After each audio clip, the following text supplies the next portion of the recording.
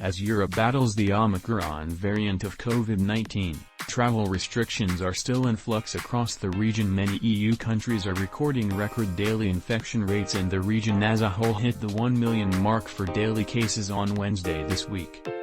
Here is the guide to whether EU countries are currently accepting U.S. travelers, what travelers need in order to enter, and if they need to be vaccinated.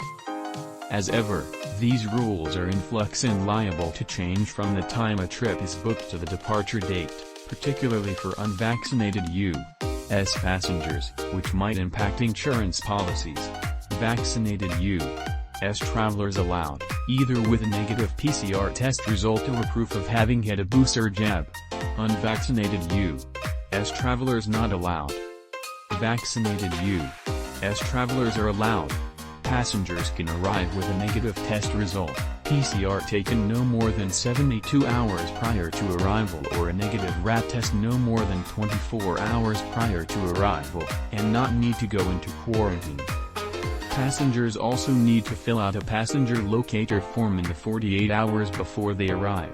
Unvaccinated U.S. travelers are not allowed for non-essential travel.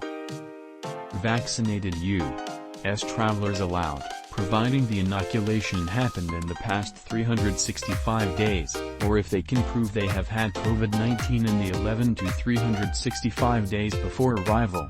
Unvaccinated U.S. travelers allowed, with proof of a negative test result taken no more than 72 PCR, or 48 antigen hours before arrival at the Croatian border. Or they can get tested at the border and head into quarantine, or they can choose not to get tested and enter a 10-day quarantine for the duration. Everyone arriving for tourist reasons must also show proof of paid accommodation for the entirety of their stay upon arrival, vaccinated or not. This is non-negotiable.